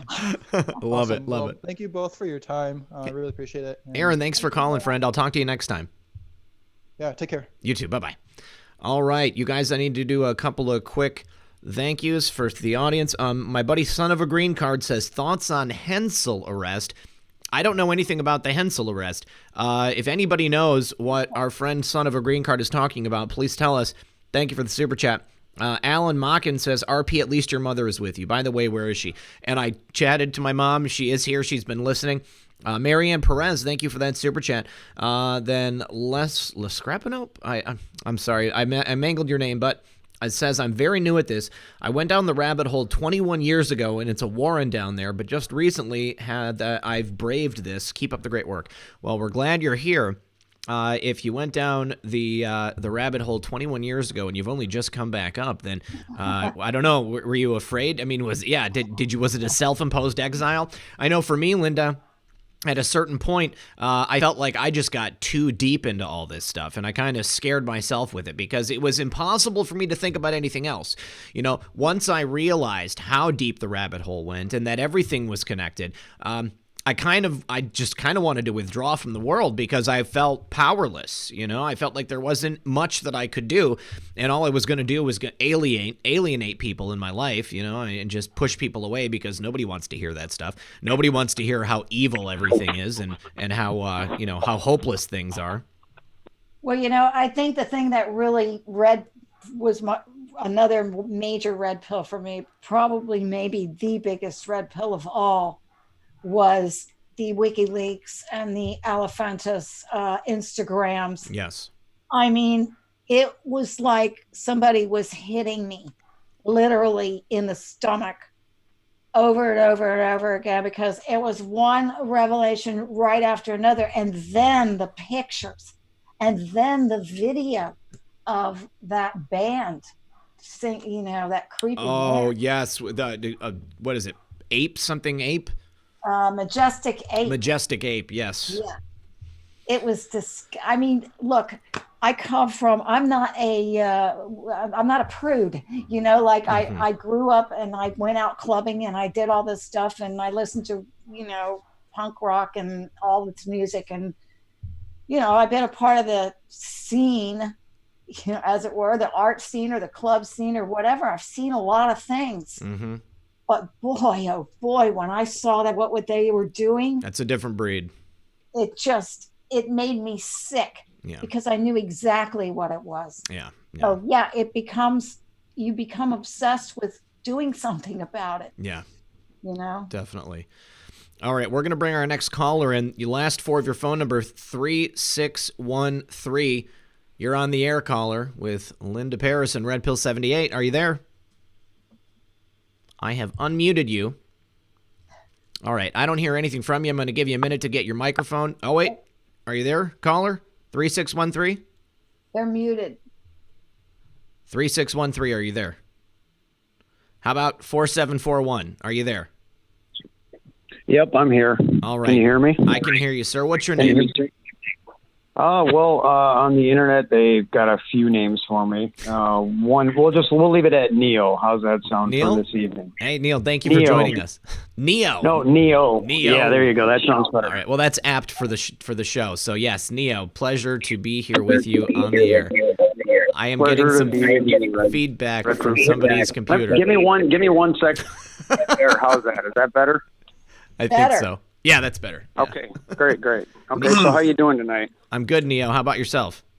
Oh, I'm pretty good. I've noticed there was a lot of things that you guys were talking about, and I haven't heard too many people really talk about cultural Marxism or, the origins of cultural Marxism that stems from Marxism and the Frankfurt Institute, and namely the processes of political correctness and critical theory, that were brought here, that went into our educational systems and started the demoralative and subvertive situation that we're in by using those processes. Like when we talk about like race and we talk about race baiting or we talk about Hegelian dialectic, the thesis, antithesis, rather synthesis that's created, or rather in simpleton terms, as I like to refer to them, winning big list. They form a problem and offer a solution, or rather they create a problem and offer a solution, which, they offer a solution to, rather. Excuse me. Absolutely. A little bit stuck up there because I'm live, but because I'm not used to that. I am in certain aspects, but not on the phone with you because it's the first time that we've met, but we know each other, right? Let's put it that way. Anyway, you're doing fine, I guess where I started with my quest of the whole thing and what I kind of figured out is I'm a single parent, Red, and I was bringing my son to school. And as a single parent, it's my job to protect my son. Absolutely. And I bring him to school for 8 hours a day. And so, to look at it subjectively from a safety standpoint as a parent, I said to myself, well, I'm in school for criminal justice. I'm studying school shootings. I realized that, as part of Antonio Gramsci's prison manifesto and cultural Marxist political correctness and critical theory, they try to degrade our Second Amendment rights so that we can't form well-regulated militias to protect ourselves from the tyrannical government in which they want to become, so that we can't protect ourselves with the guns that they have, rather, after they take ours away. So what they do is they create that Hegelian dialectic, or rather that problem, like shootings in Chicago with youth, or school shootings, or things of that nature, so that they have a reason to have anti-gun control legislation. And so what they abide by is what's called response time in school shooting situations. And that's really not adequate as to what I want for the safety of my son. I find that Lieutenant Gossman, that wrote the book Killology for the U.S. Citadel, not to namesay his book or anything, but he's does school shooting seminars and has realized that after studying over 67 school shootings in a 3-year period, that there is actually a 73 to 86% reduction in casualty rates just by having either an officer or a teacher at the school to, interdict the active shooting or active shooter, so that the other officers then can arrive and eliminate the threat. Yeah. So the problem is that when I tried to do that, and I tried to legislate for 4 months, I called a privatized school after I was done legislating and bringing awareness to why they're degrading our Second Amendment rights, why they're indoctrinating our children into those processes, and where all of those origins stem from. And the lady that was the administrator of the school decided to call the police and have the school put into lockdown, had me charged with a felony and 4 consecutive charges. Said that I threatened her, threatened the school, threatened the children, said a bunch of stuff out of context. I wrote it 9 months to court. She was in court. She said I didn't threaten her, the school, or anybody. And in fact, she called me back, and somehow I was still charged with a disorderly conduct charge.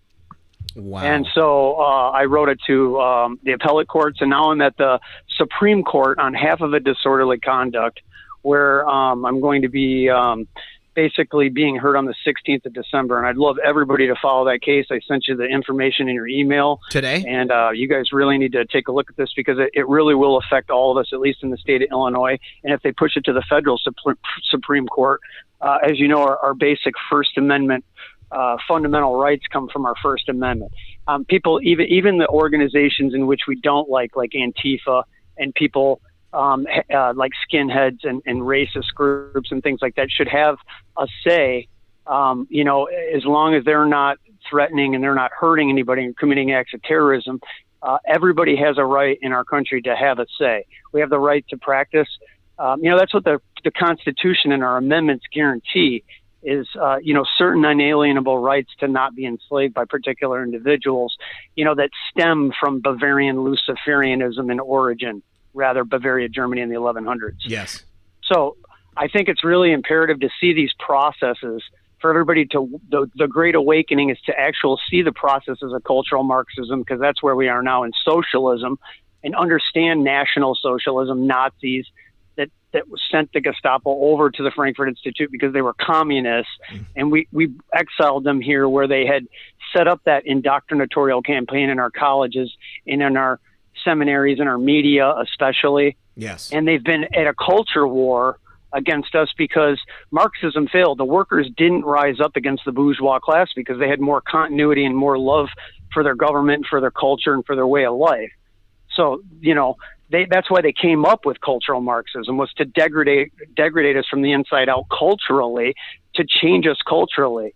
And that's where we had the revolution. That's where we have when they started to, get away from God and break down the moral intrinsic value of family and the church and all those things of Christianity or Christia or Christian Western values, the things that our constitutions are based upon, is what they want to degrade. And they'll do it in any means possible. Like I said, create a problem in which you can offer a solution to that problem. That is Hegelian dialectic at its finest methodology is what they use. So 100%. Anyway, I'll shut up. I talk a lot, Red, and I've been really wanting to spit that out because I haven't heard too many people in the movement really get to back in the origins of the Luciferian mindset that these people have, all the way from Thelema to, and like what's her face was saying too, maybe the pizza sauce has something to do with epinephrine to endocrine's breakdown, or 9-3 in the symbolization of the chemical oxidation rate, which is what 9C9HNO3. Yes. Maybe that has something to do with it. I mean, maybe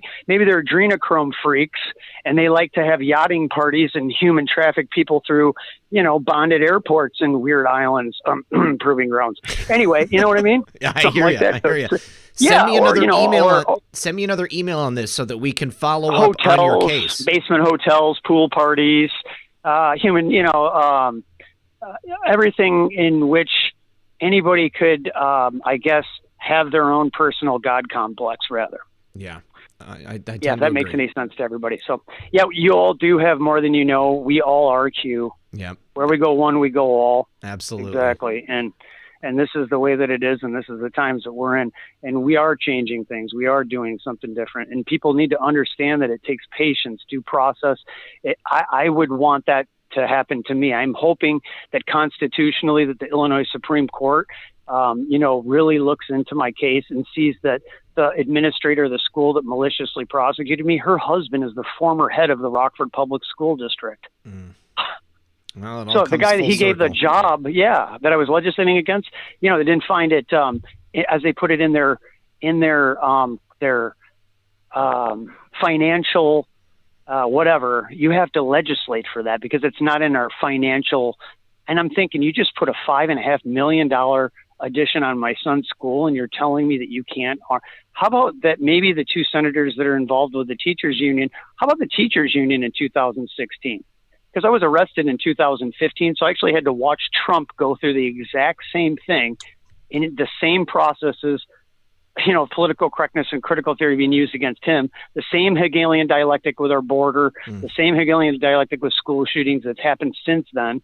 And now they're talking about federal, regulation for schools to be protected for our children. I don't think there's any more safe space or any more continuity of our nation than to have the next generation, the next politicians, the next presidents, the next leaders of our country be able to have an indoctrinated free education in a safe education. Well, I just don't see any more importance than that. The only thing is that flies in the face of their actual intended goal. They don't want to give them an indoctrination-free education, and they certainly don't want them to be safe, because by keeping that level of insecurity, they ensure that Hegelian dialectic, because they will continue to insert people into the situation who are going to, put their lives at risk. Listen, Neo, send me another email. They can fulfill their covenant means that way and raise your tax brackets to just make more money. Exactly. Anyway. Well, listen, send me another email so we can follow up on your case, but thank you for calling in, okay?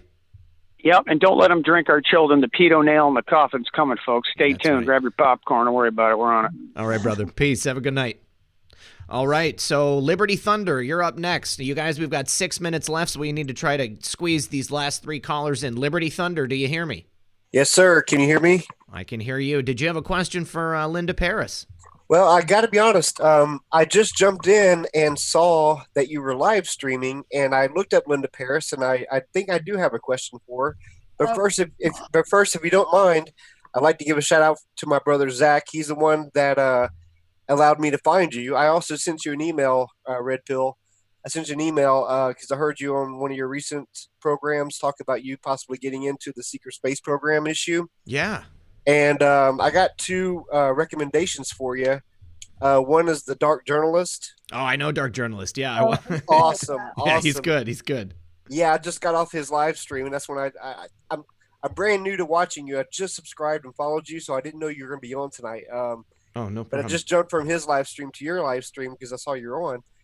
And also, I want to, before I get into my question for your guest, Linda Paris, today was an amazing day, Red Pill. I amazingly enough, I got followed by Glenn Beck on Twitter. That's pretty cool. I'm like, how did that happen? I mean, I'm looking at his, I'm like, if this is an error, I went ahead and did a copy of the screenshot because I'm like, nobody's ever going to believe me. But but yeah, it's like all the people he's following's got like 1 million followers or so, and it's like me with 2,000. How many people is he following total? 407, and I'm one of the 407. Holy jeez. Have you been able to identify like what drew him to your profile? Like, did you tweet something about Glenn Beck recently? No, actually, to be honest with you, I've been watching him on YouTube, some of the clips he puts up. Yeah. And I subscribe to it. But honestly, I didn't follow him on Twitter. And so when I saw that he was following me, of course, I clicked that follow button, you know, completely. What an oversight that must have been on my part. But yeah, he did retweet a retweet that I tweeted. Okay. And somehow I guess I got him to look at my profile, and he ended up following me. So I'm like, wow, what a day, right? Super cool, dude. Super cool. And then I get to talk to Red Pill. Welcome. So, Linda, the last caller was just talking about schools, and I have a question for you. I think this is up your alley, though. I'm not really sure, but what is do you think public school is kind of like a part a MK Ultra type program to kind of like, you know, program people's minds to comply with state authority and to, you know, not question without permission kind of thing? You know, I mean, I feel like they're just leading us into a permission-based society rather than a free and voluntary society. And I think they're doing that through our school program. Is that up your alley? Is that the kind of... Yeah, and I'll take what your question and take it a step further. I think the whole world is an MK Ultra. In other words, every program, I don't know if you know who Fritz Springmeier is. No. You know, Bloodlines of the Illuminati. Yeah. Good book. Well, I've got Creating the Perfect Illuminati Mind Controlled. Well, actually, it's Secret Mind Controlled Slave. So, in other words, it's how to create a mind controlled slave without the people knowing that you're doing it. And so it's all in the school system. It's all in every television show that's on TV. They call that programming for a reason. Yeah. Oh, yeah. And so this Fritz Springmeier, this book, he is a deprogrammer, and he has deprogrammed a lot of these MK Ultra victims, and he's really studied this MK Ultra thing. And just an example, they have Star Trek programming, okay? And Star Trek programming is the way they divide your brain up. When they split your personality, they actually build a structure inside your brain. So they have this, but not only does Star Trek, the TV show, is a continuation of that programming. So in other words, this Star Trek programming is coming into your living room through the television set. Oh, you mean like subliminally as well? Yeah. Oh, and my God. even not subliminally, because they're hiding. You know, they don't have to, they're putting this stuff right out there. Like a lot of the Disney stuff is very subliminal because they're using pornographic imagery. Yeah. So they have to make it subliminal. But for a lot of these things, these programming things, they're not necessarily X-rated. So they could put them right out there in plain sight, you know, and you get all these things like the kitty cat programming, and they don't have to hide that. Or the Alice in Wonderland, the Wizard of Oz, you know, they don't have to hide things like that. But they study every single show that they create, there's programming in it. They don't put there's no such thing as entertainment. I hear that they're also using, like on a cell phone call, they're using frequencies on your telephone to actually give you, is that true? Yeah, they actually are. First of all, one of the things they're doing, and this was brought up earlier, and I was wanting to say this, but this goes to something that was said earlier about the lower vibrations. Mm-hmm. That's what they're trying to do. They're trying to get us to function on a lower vibration. And what they do is with the cell phone, it stimulates this, like they call it, I think the reptilian part of the brain actually is what I think. Oh, yeah, that's true. It's the lower part of the brain, and the cell phone stimulates that and causes it to grow.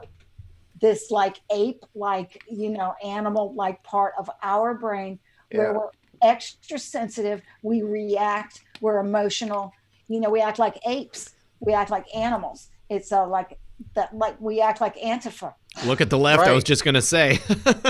Yeah, because I'm also, I went to a college, accredited college for hypnotherapy, and so yeah, subconsciously you're like a 5-year-old, you're like a little kid, and so yeah, I can see how if they can touch that, they can really get to the root of like your basic core values and everything like that. So right on, yeah. Think about this too. They're using these jungle they're using rap music a lot, and people don't realize how much they're using rap music to program people, because again, it's those lower vibrations. They want you to think below the waist. I mean, I'm trying to be politically correct, I guess. But yeah, they're trying to get you to think with your lower body parts. Yeah. Very true. And, Well, I just subscribed to brain. Disney Plus, so I hope I don't get too influenced. The Mandalorian was so good. Yeah, it was. Man. The second episode was great. Oh my God, that's right. I have to watch it. Okay, listen, Liberty Thunder, thank you for calling in. Just so you know, every Friday night at 10 p.m. Eastern, every Saturday night at 9 p.m. Eastern, daily news videos at 6 p.m. Sunday through Thursday. I hope to see you back here again next week. Excellent. Check your mail there, Red Pill. All right, I'll do that. Thank you so much. We'll see you. Thank you. Yeah, All right. bye-bye.